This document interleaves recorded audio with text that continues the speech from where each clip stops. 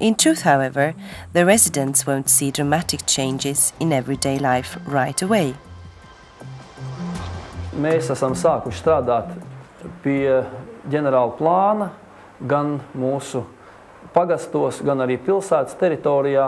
Un tā ir tiešām tāda vīzija, kas vēl nav apstiprināta, kam ir vajadzīga gan iedzīvotāju sabiedriskā apspriešana, gan domas balsojums, bet vīzija ir tāda, ka pilsētā varētu būt darba vietas un ārpus pilsētas varētu būt dzīves vieta, kas ir daudz ērtāka un ir daudz pieņemamāka. Es gribētu dzīvot ārpus pilsētas un braukt strādāt tikai uz pilsētu un brīvo laiku pavadīt dabā. To improve the work of the local authorities, decision makers have been separated from executive power, creating the position of an executive director. Practical issues are resolved by specialists, so deputies can pay more attention to strategic questions. By next year, Livani will be ready to take over all the functions of a local authority. On the clean and always busy streets, there are lots of small shops. Trade runs in the town residents' blood. Two important transit corridors through Livani, the expressway between Riga, Daugavpils and Vitebsk, and the railway from Vitebsk to Daugavpils and the main port, Ventspils, are important communication links to reach the market.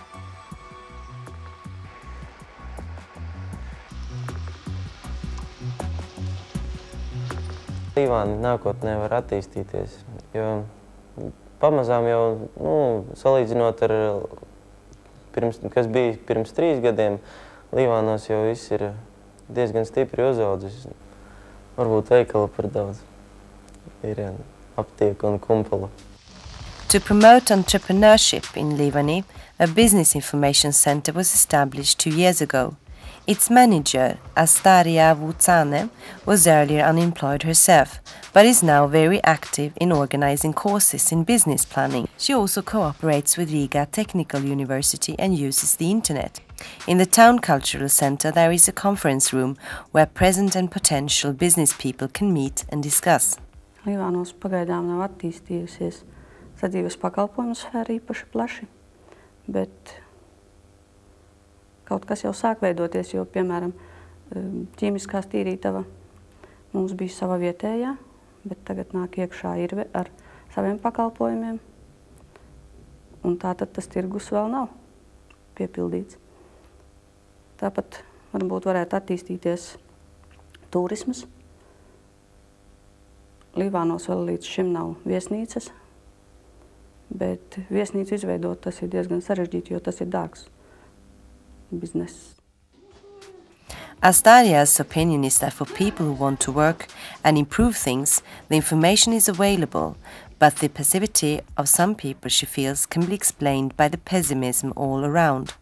The best example of success is an orchard of apple trees planted in Rojupe last spring.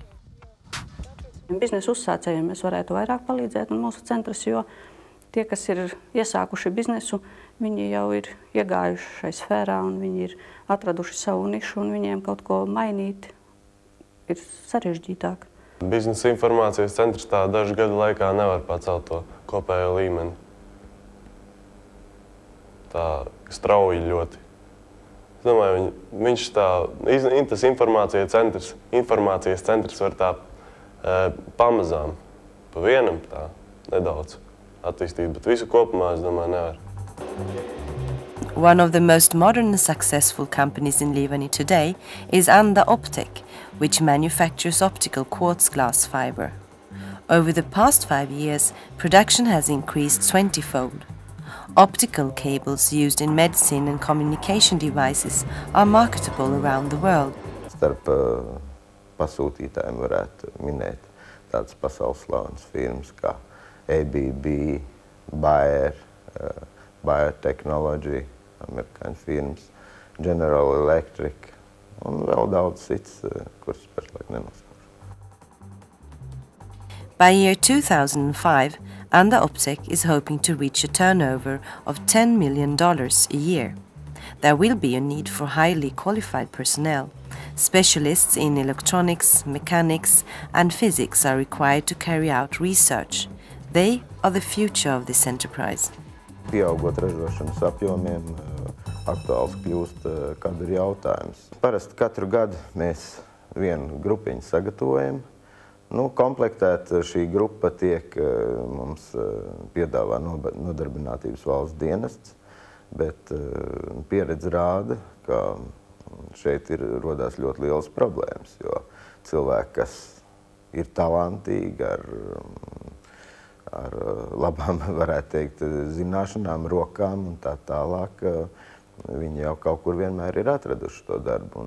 Anda optika, es domāju, tas ir Līvāna tāda melna, tāda nesmuka kaudze, es domāju, ir, un Anda optika ir tāds skaists ziediņš pa vidu tajā kaudzē, es tā domāju.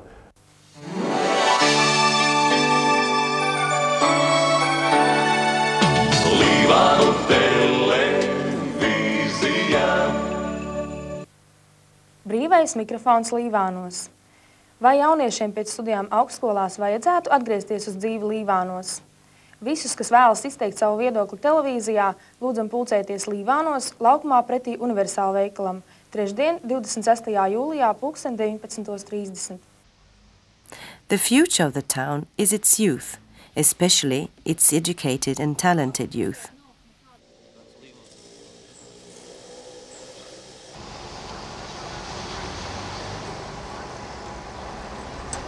Es esmu Mārtiņš Pastars, topošais vides zinātnieks.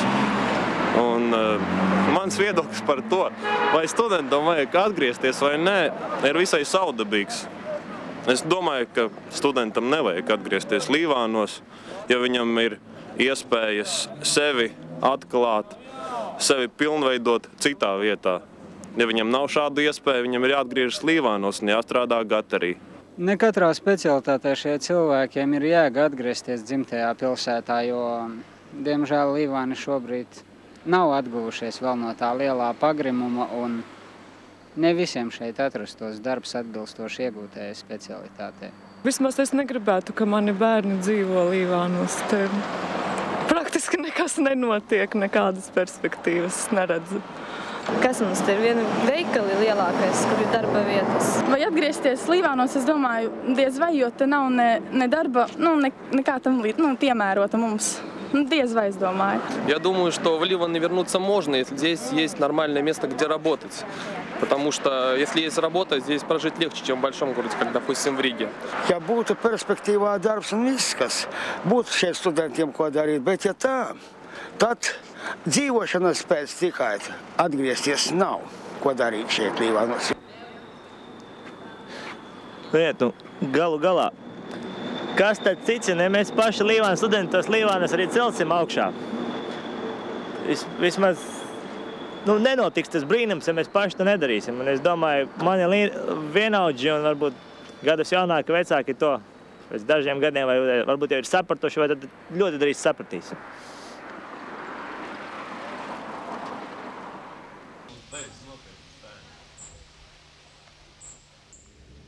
Nebūs, kur atgriezties. Vienmēr.